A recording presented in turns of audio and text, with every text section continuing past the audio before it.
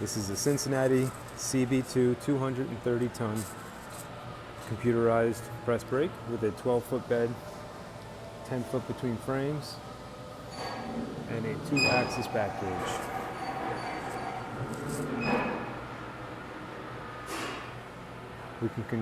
We can program up to 99 steps. I have 4 steps programmed now. Top stop up to 17 inches.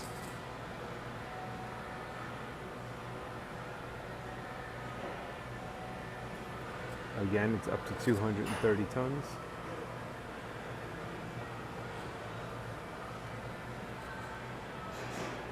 Step repeating up to 99 flange dimension,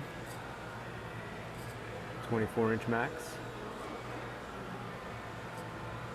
R axis, the up and down of the back gauge, bend allowance, gauge pausing up to 10 seconds, retracting, and clamping.